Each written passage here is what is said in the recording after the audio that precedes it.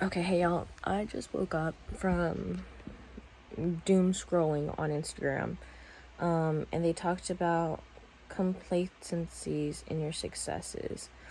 And what that means to me is that, like, because you're getting such good opportunities, it's just lined up, and one follows the other, like, you stay there. And I'm like, oh, right, I'm doing that again because I have opportunities, I came from a good place, I have good habits, I work really well, but it's not exactly what I want. So in order to go down the right path, I will have to reach out, get out my discomfort zones and figure out like what type of space do I want to be in order to enhance those strengths of mine. And right now I tell myself that I'm in child development and AI so that I can use this kind of research or understanding of like data and blah blah blah, so I can leverage it in my nonprofit for Cambodian girls, youth, emerging adults to teach them more. There's this program called Bante Sray that I want to continue to work with and grow that space, as well as taking classes and working 8 hours or 8 to 10 hours, 20 hours, whatever, and finding a medium that will fit me best. And so as this sticks to like my core and how happy I am in these spaces like Path to Care and such, I want to continue to strengthen those areas and pivot myself towards that space, whether that means for counseling, getting a marriage and family therapist license, or continuing to immerse myself in this field as I grow is one important step, rather than falling into industry, doing tech jobs, and like, yes, gaining a lot of money, but not feeling fueled, passionate, challenged, and personally successful. So if I'm gonna work a minimum wage job or do a lot of grunt work, I might as well make a lot of money out of it, is what I've been told. But at the same time, like, I know kind of the direction that I want to go in. I like OBGYNs. I like hands on deck fighter work where it's like bringing a person to the hospital or the police department to write a police report or get STD screened. And so these crisis lines, just working like as an EMT but in a different field, really helps me understand that this is what I like. And I am a data scientist. I have the skill set and I can still work behind the data and the knowledge and like, okay, these are the number of clients or emergency visits that have occurred because of sexual assault, domestic violence. What is the care afterwards? What preventative measures are we making? Like, hotlines are really cool at the airports, and I think I want to continue to build those spaces so that it becomes more accessible. And the clever ideas of like ordering pizza on 911 calls and saying that like, no, I don't want pepperoni, and the person on the line for 911 will respond and say like, oh, are you in need of help? Yes, I would like more cheese.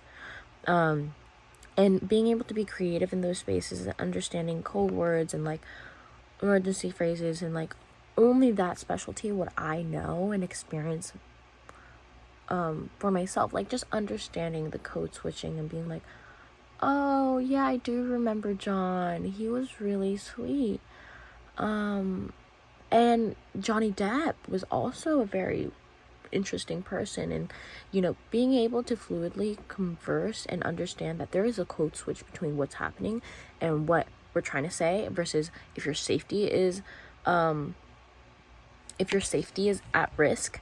And just thinking on your feet is what I've enjoyed, and I want to continue that. And like, there's cybersecurity, there's also like so many wide spectrums of where I can go from this, but I need to take a step forward, which is why I'm going to volunteer at Bante Sray for the summer and see which next steps are going to help further me and my interest and my goals.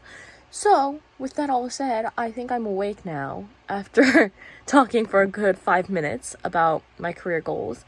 And I'll be applying to jobs with my friends and cousins and whatever. And so I hope that I can find and pivot myself towards this space and see if like I can hold firm with my ideas before getting pushed around and like asserted in different areas that I don't want to be in. And so knowing that like this is my path and what I'm interested in, and I can wake up and talk for 5 minutes about it, I'm a firm believer that I will be able to obtain it.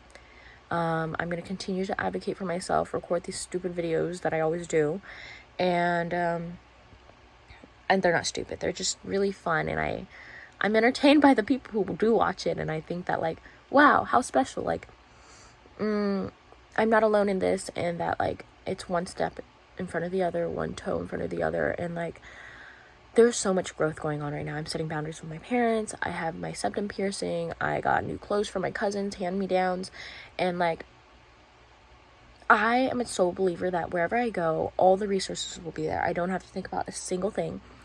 They're all provided. Not only that, I have a giving partner, and I think that for me, I need a person who's both giving on both ends, and like, because I'm such a giving person, naturally the partner that I will meet will also have to be another giving person.